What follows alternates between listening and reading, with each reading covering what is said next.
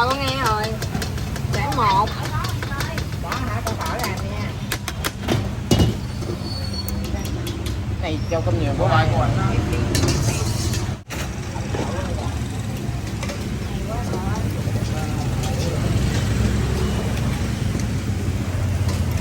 Anh đứng trước nhà trước rồi. Còn không còn.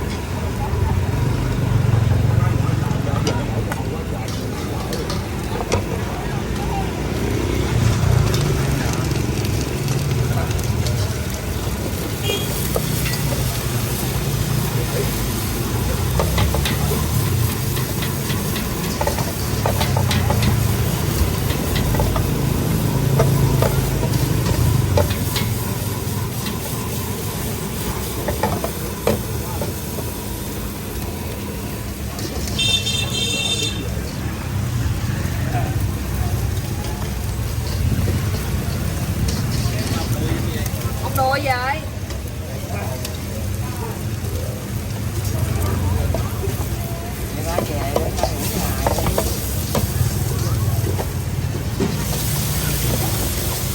Cho bò đi ơi.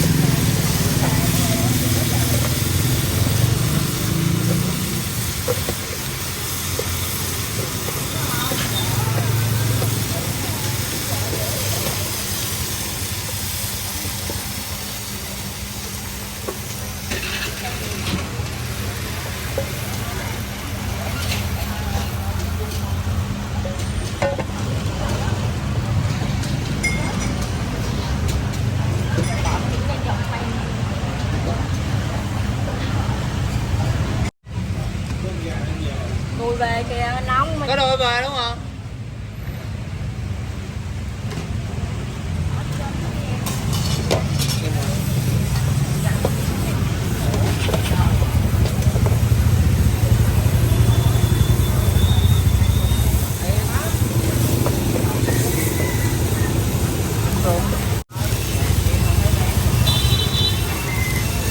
cô đó nó mì bò mì nhiều chị Mỹ kêu á. Cái đường với con nào hết rồi.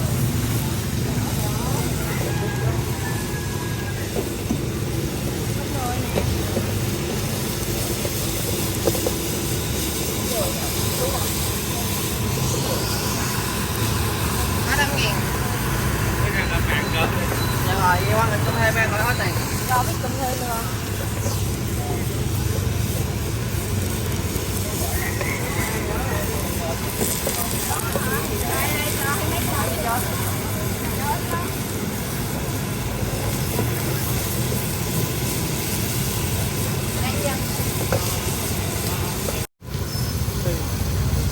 Dạ.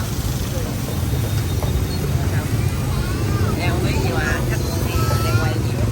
Con dao giữa nó đầu quay. Có đồ này nè. Của cô đó mì bò mì nhiều đó, 50. Đồ ngọt quá đâu? Dạ được một đây. Mì bò mì nhiều thôi. Dạ, chiên rồi. Nén gì rồi?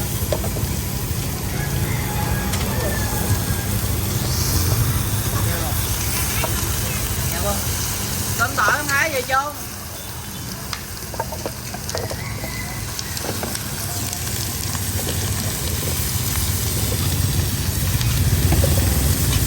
Dầu.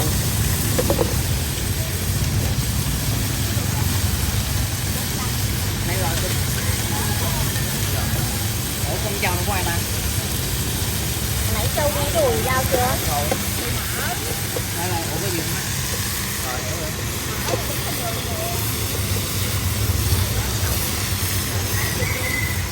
Tỏi nha.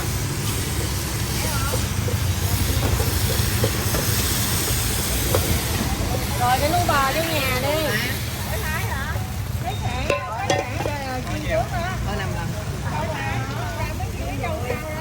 Chết mồ vậy là đưa sạn với đùi rồi. Chị bầu đưa sai đâu bầu ơi. Đưa sạn nó đưa ra đầu chắc bỏ vô cái trâu rồi, giờ cái trâu một là sai rồi. Nói gì tùm lum tà la vậy? Rồi béo bầu nó thầy cái sạn vô cái trâu rồi. Sạn vô đùi rồi. Rồi cái nút bò vô nhà cho khách đi. Cái đó có không tỏi đó. Trứng châu à. Châu bây giờ bỏ ra đi. Rồi sao nãy sạn của người ta.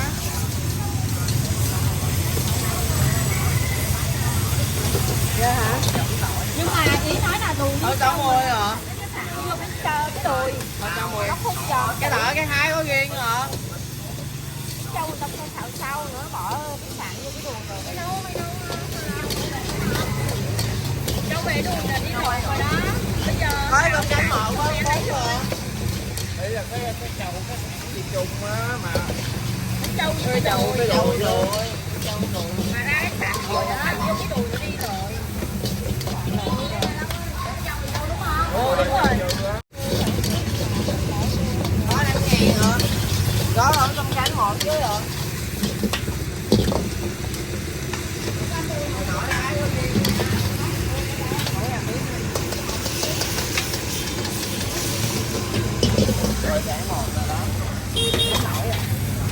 Cánh thỏi một à.